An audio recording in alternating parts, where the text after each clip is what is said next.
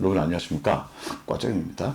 오늘 영상은 최근 논란이 되고 있는 한강공원에서 실종이 되었다가 숨진 채 발견된 손모군의 사건에 있어서 손군의 친구 A씨에게 제가 보내는 영상 편지입니다.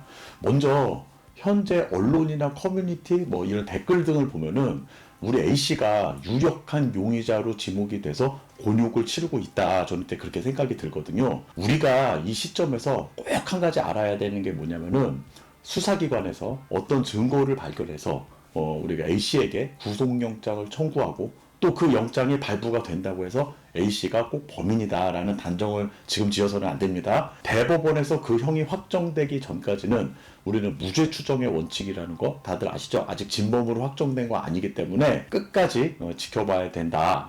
그 점에 대해서 좀 잘 아실 거라 생각을 하고요. 먼저 우리 손군에게 삼가 고인의 명복을 빕니다.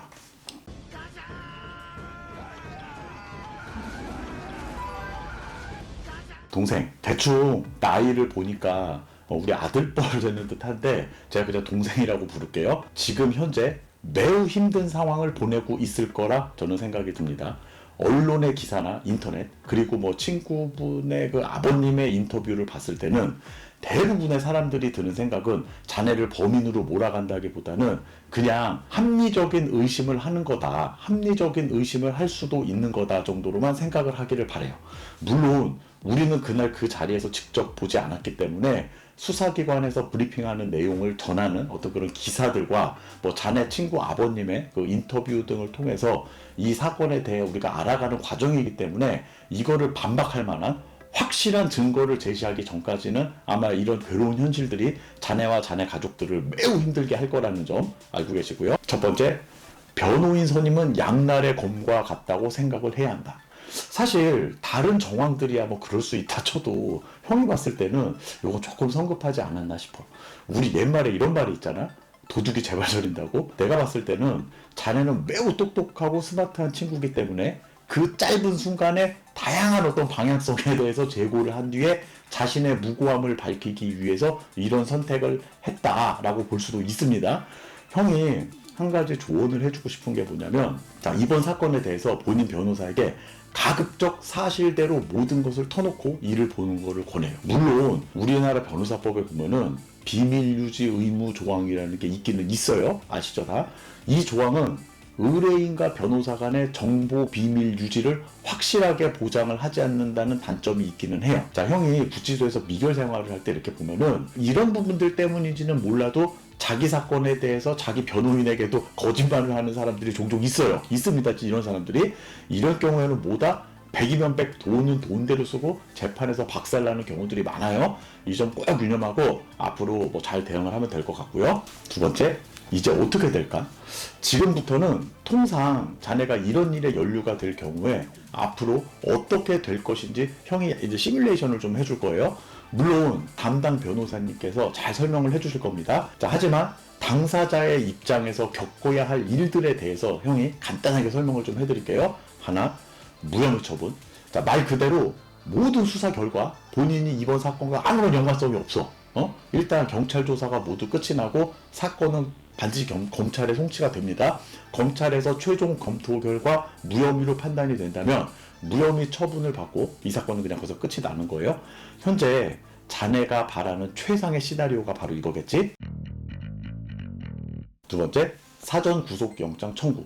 자, 여기서는 이제 두 가지로 우리가 나눌 수가 있는데, 수사 결과 자네가 이 사건의 피의자, 즉 피고인으로 지목이 될 만한 증거가 발견이 된다라고 치면 조만간 사전 구속영장을 청구했다는 소식과 함께 변호인을 통해서 연락이 올 거예요. 그래서 요즘에 이 사건으로 매스컴들이 그냥 대수특별되고 있잖아요. 아마 매스컴을 통해서 먼저 알게 될 확률이 높을 거다. 빼박 증거가 나온다면은 아마 긴급 체포가 돼서 영장 청구가 될 수도 있을 것이고, 그렇지 않다면은 사전 영장 청구가 될 것이라는 점. 자, 둘 다 시원. 구속 영장 기각. 자, 자네는 죽어도 일정하고 현재 학생 신분이기 때문에 영장이 기각될 확률이 있다고 봐도 돼요.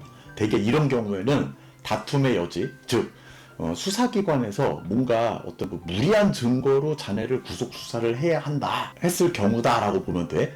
이거는 사실 영장실질심사를 하는 판사님의 의중에 따라 달라요. 이거는 자신이 만약에 소명할 것이 있다면은 이때 최대한 소명을 할 줄도 알아야 된다는 점 꼭 준비 잘 하시고요. 2-2 구속영장 발부. 형이 제일 걱정되는 부분이 바로 이 부분이야. 자, 구속영장이 발부가 된다. 자네는 유치장에서 7일에서 10일의 시간을 보내게 될 겁니다. 그리고 난 다음에 구치소라는 곳에 가게 될 거예요. 아마 사건의 관할 구역상 대한민국 교정 1번지 서울구치소에 가게 될 겁니다. 자, 구치소에 가는 날이 자네 사건이 경찰에서 검찰에 송치가 되는 날이라고 생각하면 되고, 이날 내 담당 수사 검사님 얼굴을 보고 구치소에 가게 될 거다라고 생각을 하면 돼요. 자, 구치소에 들어가게 되면은 자가 격리 기간 동안은 독방에서 생활을 하다가 본방으로 가게 되는데, 자네 같은 경우는 강초방에 가게 될 겁니다. 살인, 강도, 강간 등 강력범들이 생활하는 방을 강짜방이라고 해요. 근데 요즘에는 요 강초방에 가면은 대부분 다 물총들이래. 자, 물총이 뭔지 알지? 그러니까 뭐 크게 걱정을 할 필요는 없고요. 자네가 만약 구치소에 가게 되면은 들어간 날부터 최장 20일 동안 검찰 조사를 받으러 다니게 될 거예요.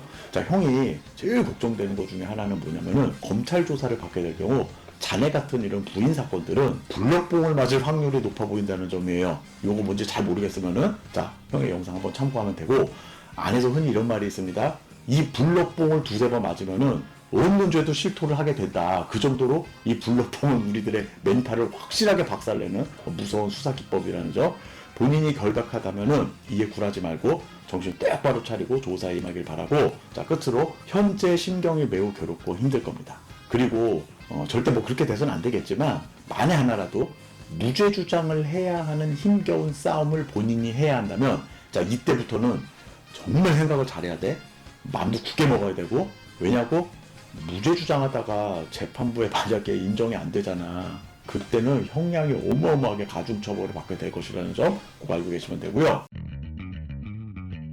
이거 그냥 형 생각인데, 직접적인 증거가 없이 정황 증거만으로도 기소가 가능하다 해도 이게 유죄로 인정이 된다 안 된다, 어떤 그런 사례들을 잘 참고해서 앞으로 뭐 잘 대응을 해나가기를 바라고, 아까 처음에 형이 얘기했던 것처럼 본인 담당 변호사님한테는 확실하게 사실만을 얘기를 해서 앞으로 잘 대응을 해나가길 바랍니다. 오늘 영상은 여기까지고요. 앞으로 더 좋은 영상을 업로드할 수 있도록 최선을 다하겠습니다. 감사합니다. 물러갑니다.